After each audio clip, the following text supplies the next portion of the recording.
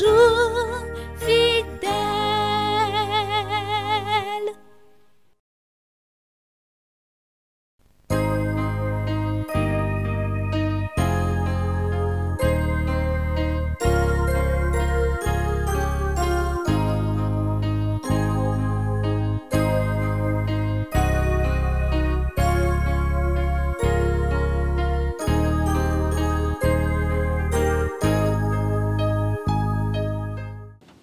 Dieu Tout-Puissant, nous te remercions encore pour ce temps-ci.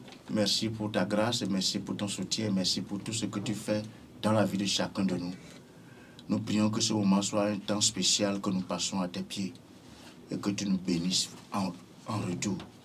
Que tu nous accordes la grâce nécessaire pour comprendre la parole d'aujourd'hui et vivre conformément à ta parole. Je prie que tu nous donnes la foi, la vraie foi, la foi que les anciens ont eue et t'ont plu et ont mené une vie agréable à toi.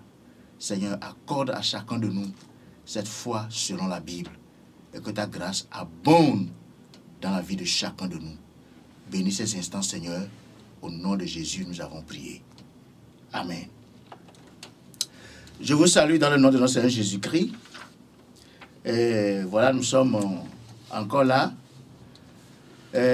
Nous parlons de la vraie foi selon la Bible. La vraie foi selon la Bible. Nous allons lire dans Hébreux au chapitre 10, les versets 38 et 39. Hébreux chapitre 10, versets 38 et 39. Et mon juste vivra par la foi. Mais s'il se retire, mon âme ne prend pas plaisir en lui. Nous ne sommes pas de ceux qui se retirent pour se perdre, mais de ceux qui ont la foi pour sauver leur âme. La vraie foi selon la Bible. Dans notre relation et la marche avec Dieu, tout se passe autour de la foi. Avec Dieu, rien ne peut se faire sans la foi. Vous ne pouvez rien recevoir de Dieu sans le biais de la foi. Le pardon, la purification, la régénération, l'Esprit Saint, la réponse à la prière sont tous reçus par le moyen de la foi. Et dans le plan de Dieu, pour le salut de l'homme, la doctrine de la foi est d'une importance capitale et ne doit pas être mal comprise ni mal interprétée. La doctrine de la foi ne doit pas être mal comprise par qui que ce soit. Aujourd'hui, dans les milieux chrétiens, on met assez d'accent sur la foi. Cependant, la conception que la majorité des chrétiens ont de la foi me paraît beaucoup éloignée de la Bible. Et beaucoup de gens clament tout haut qu'ils ont la foi, mais on ne voit pas le fruit dans leur vie. On ne voit pas le fruit de ce qu'ils clament être dans leur vie. Et c'est vraiment inquiétant. C'est inquiétant que les gens nous disent aujourd'hui qu'ils sont convertis, qu'ils sont chrétiens, mais qu'on ne voit pas le fruit de la conversion, le fruit de la repentance dans leur vie. Le changement radical dans la conduite de ceux qui professent la foi en Christ aujourd'hui, ce changement radical-là ne se voit plus. Ça n'existe plus. Qu'est-ce que vous entendez par la foi? La foi en Dieu. Quand quelqu'un dit « j'ai la foi », l'autre dit « Dieu m'a pardonné ». L'autre là-bas dit « je suis sauvé ». Christ m'a sauvé. Qu'entendez-vous par ces déclarations? C'est quoi la foi en Christ? Nous allons mieux expliquer ce que nous sommes en train de dire à travers les 3 points suivants. 1. Ce que la foi n'est pas. 2, ce que la foi est. Et 3, ce que la foi fait. Ce que la foi n'est pas, ce que la foi est, et ce que la foi fait. Voilà. Point numéro 1, ce que la foi n'est pas. 2 Corinthiens au chapitre 5, le verset 7. 2 Corinthiens chapitre 5, le verset 7. Car nous marchons par la foi et non par la vue. Nous marchons par la foi et non par la vue. L'homme croit nécessairement quand il est convaincu, preuve à l'appui. L'homme ne peut s'empêcher de croire quand l'évidence est là. Quand vous êtes convaincu, vous ne pouvez que croire. Mais la foi, comprenons, la foi, ce n'est pas la vue. Ce n'est pas la vue.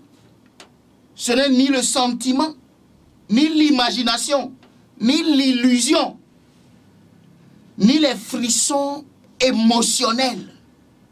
La foi, ce n'est même pas l'optimisme. Être du bon côté de la vie. Voir les choses tout le temps du bon côté. C'est bon, mais ce n'est pas ça la foi.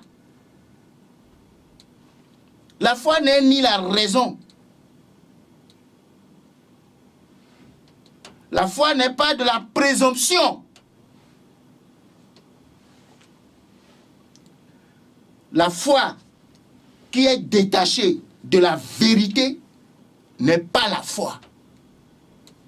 Voilà. La foi qui vous éloigne de la volonté de Dieu n'est pas la foi. Nul ne pêche par la foi. C'est toujours par incrédulité que les gens pêchent. Si vous êtes poussé à pécher contre Dieu, ce n'est pas la foi. Et donc, ayant dit tout cela,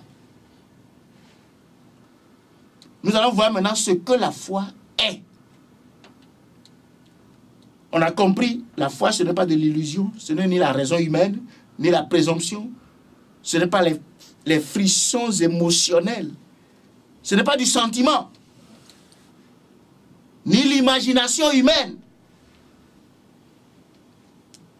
Maintenant, ce que la foi est. Romains chapitre 3, verset 4. Romains au chapitre 3, le verset 4. Loin de là, que Dieu au contraire soit reconnu pour vrai et tout homme pour menteur selon qu'il est écrit, afin que tu sois trouvé juste dans tes paroles et que tu triomphes lorsqu'on te juge.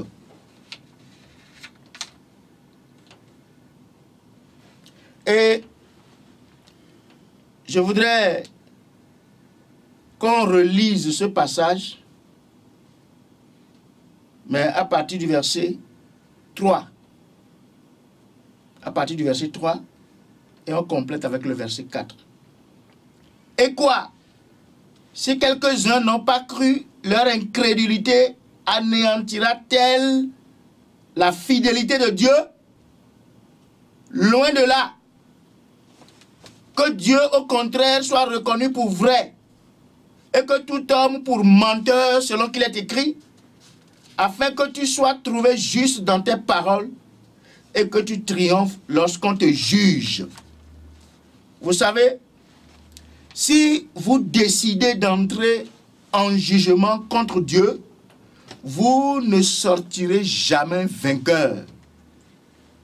Vous ne pouvez pas contredire Dieu, qui vous êtes, pour contredire le Créateur.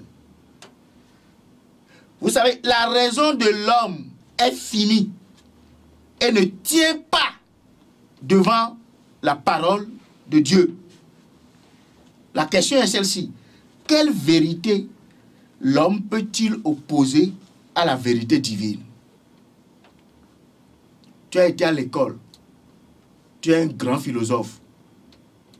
tu es un grand penseur et tu es beaucoup apprécié là où tu es, dans ton service, dans ton travail. Tu as écrit beaucoup de livres et les gens t'apprécient beaucoup. Et la question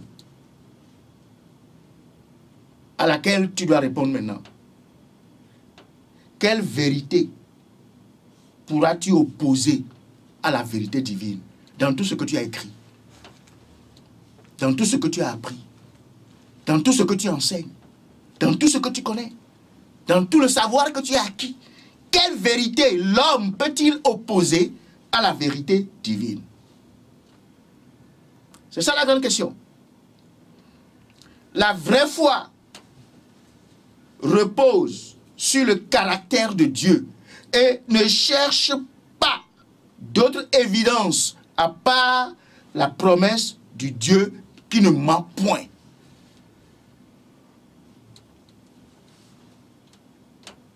À part la promesse du Dieu qui ne ment point. Vous comprenez ça? Que Dieu soit reconnu pour vrai et tout homme pour menteur. Dans Tite, au chapitre 1, versets 1 et 2, Tite, chapitre 1, versets 1 et 2, nous lisons ceci.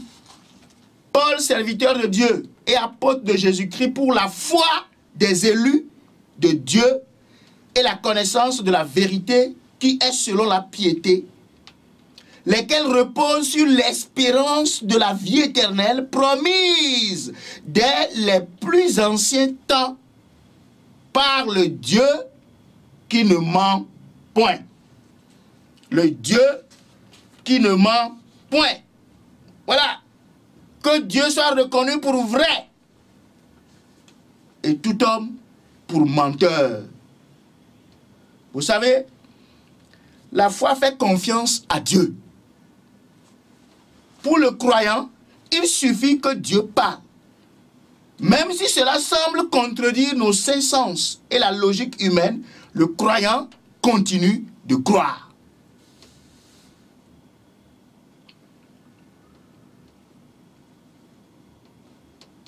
Le croyant a un langage. Quand les hommes veulent s'opposer à la vérité divine, quand les hommes veulent s'opposer à la parole de Dieu, le croyant a un langage. Quel est ce langage? Que Dieu soit reconnu pour vrai et tout homme pour menteur. La foi que le ciel approuve n'est pas celle qui s'appuie sur la raison et la logique humaine, mais celle qui s'élève au-delà des simples preuves et repose sur Dieu. Comme je l'ai déjà dit, la foi fait confiance à Dieu. La foi, c'est la capacité de croire au Fils de Dieu. Et c'est un miracle. C'est un miracle. Vous pouvez dire que vous avez la foi à partir de toutes les connaissances que vous avez acquises. Si vous ne croyez pas au Fils de Dieu, ce que vous avez là ne vous amène nulle part. La foi mène à Dieu. La foi mène pas en enfer. La foi mène au ciel. Avez-vous la foi? La vraie foi, selon la Bible? Maintenant, ayant expliqué ce que la foi n'est pas et ce que la foi est, voyons maintenant ce que la foi fait. Ce que la foi fait. Quand on a la foi, on croit. On croit. On ne croit pas n'importe quoi. On croit en Dieu. On croit ce que Dieu dit. On croit à la parole de Dieu. Quand on a la foi. Mais écoutez ceci. Croire ne veut pas nécessairement dire qu'on a la foi. Quand on a la foi, on croit. Mais croire ne veut pas nécessairement dire qu'on a la foi. La vraie foi, la foi biblique, transforme obligatoirement. Ça va vous transformer. Tout individu qui professe la foi en Christ comme son sauveur personnel a l'obligation morale d'obéir à Christ et lui rester loyal jusqu'à la fin. C'est ça la foi. Et c'est ça ce que la foi fait. Si vous manquez d'obéir, c'est une preuve suffisante que vous n'avez pas la vraie foi. Si vous êtes chrétien, tout ce que nous sommes en train de dire doit vous faire réfléchir. Ça doit nous faire réfléchir. Si vous avez, ou bien si vous croyez vraiment, vous obéirez. Si vous croyez vraiment, vous obéirez. Et l'exemple le plus parlant dans la Bible, c'est Abraham. Abraham. Vous savez, dans Romains, au chapitre 4, à partir du verset 17 jusqu'au verset 21, on lit Romains 4 à partir du verset 17.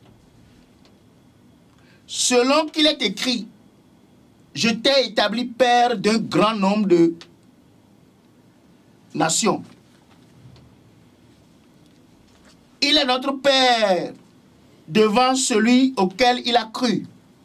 Dieu qui donne la vie aux morts et qui appelle les choses qui ne sont point comme si elles étaient.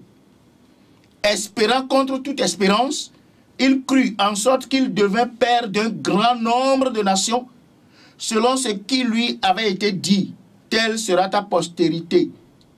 Et sans faillir dans la foi, il ne considéra point que son corps était déjà usé, puisqu'il avait près de 100 ans, et que Sarah, sa femme, n'était plus en état d'avoir des enfants. Il ne douta point par incrédulité au sujet de la promesse de Dieu, mais il fut fortifié par la foi, donnant gloire à Dieu, et ayant la pleine conviction que ce qu'il promet, il peut aussi l'accomplir. Voilà. Ça, c'est clair. Qu'est-ce que nous voyons ici? Nous voyons l'exemple de foi d'Abraham. Il était très âgé et son corps était déjà usé. La Bible dit que sa femme Sarah n'était plus en mesure d'avoir des enfants. Sa femme Sarah était vieille, stérile et ménopausée. Et humainement parlant, Abraham ne pouvait plus espérer avoir d'enfants. Mais malgré cette condition sans espoir, Abraham espérait toujours. Voilà. Il espérait toujours. Et il refusa de douter au sujet de la promesse de Dieu. Et fut fortifié par la foi et glorifiait Dieu. Étant absolument convaincu que Dieu accomplira sa promesse. C'est ça la foi. Dieu lui a dit quelque chose. Dieu lui a promis, je t'établis père d'un grand nombre de nations. Ta postérité sera comme le sable de la mer, les étoiles du ciel. Mais le gars n'avait pas un enfant avec sa femme Sarah. Et il est devenu vieux, 100 ans.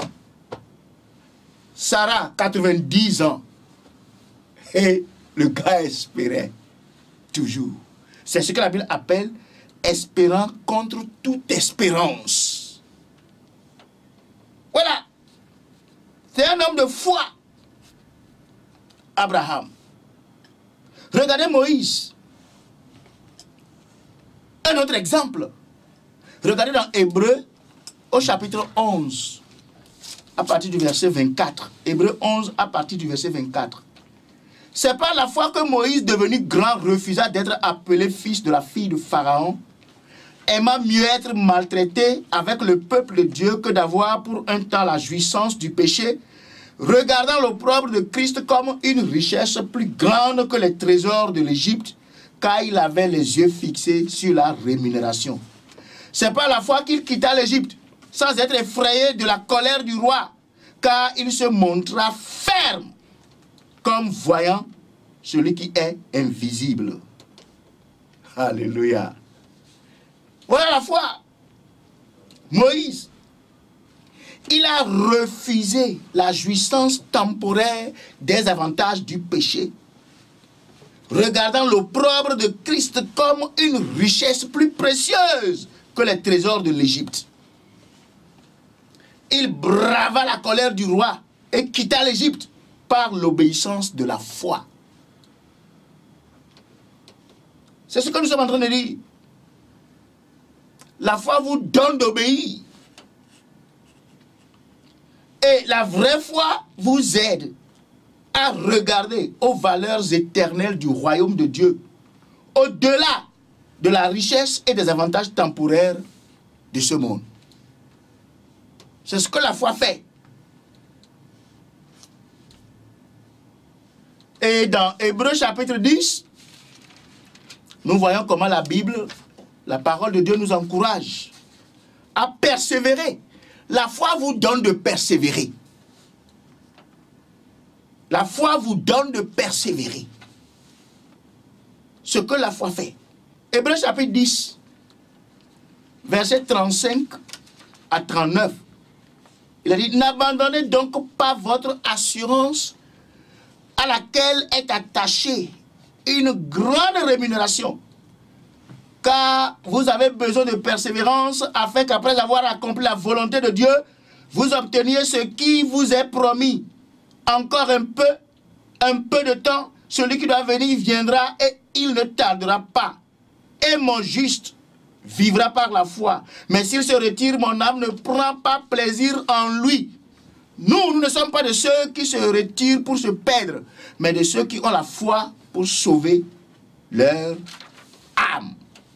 Voilà ce que la parole de Dieu nous dit. La foi est toujours rémunérée.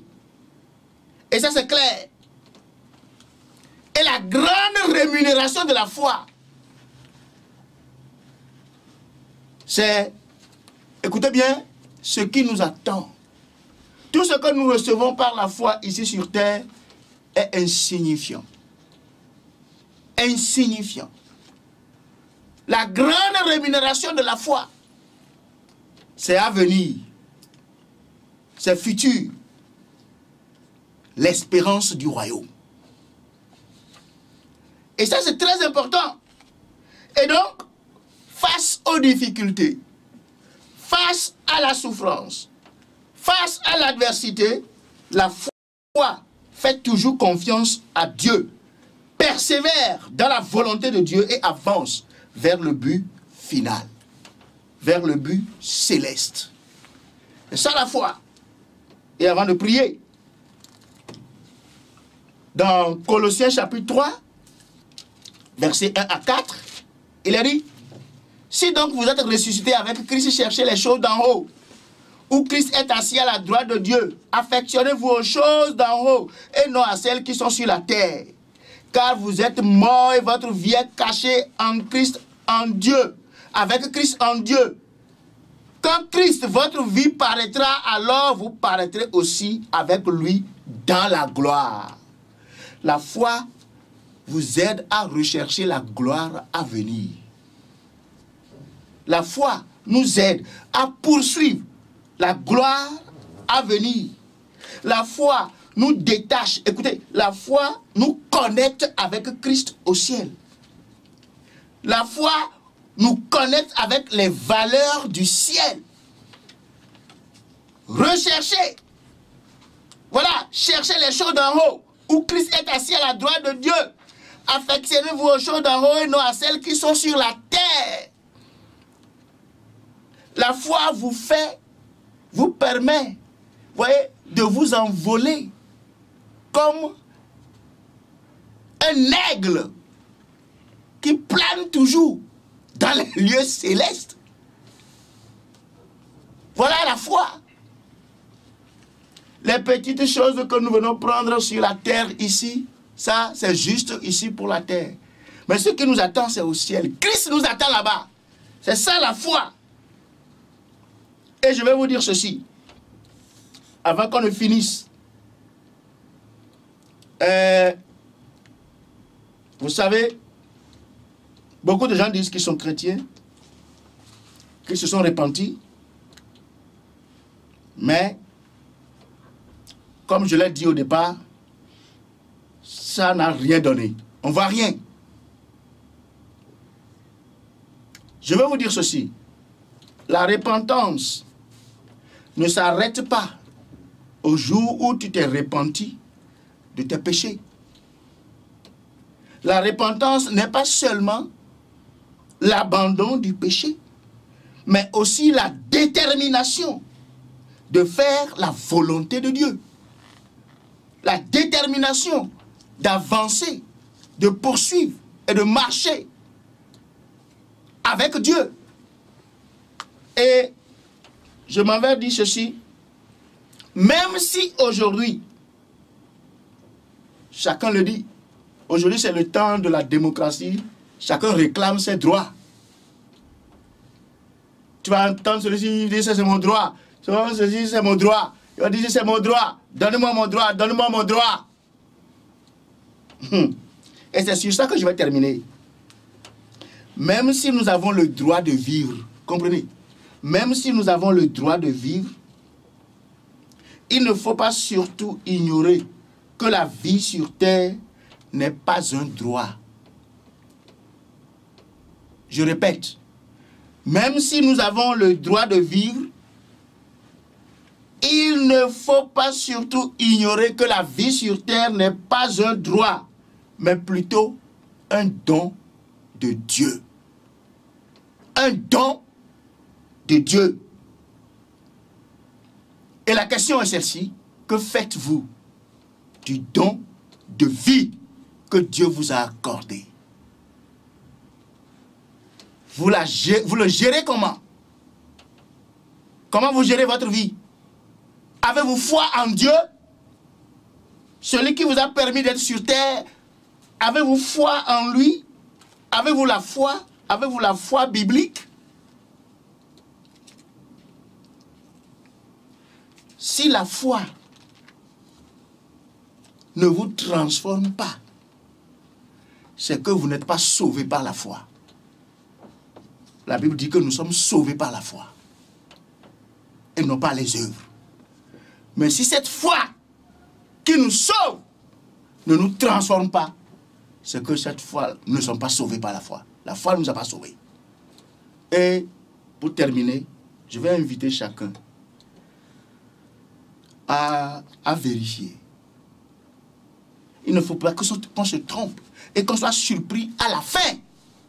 On doit être sûr. La foi, c'est cette conviction, cette pleine conviction que ce que Dieu dit là, c'est ce qui se fera, c'est ce qui arrivera, c'est ce qui se passera.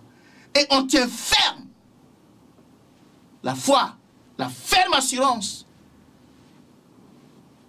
Oui, cette ferme assurance.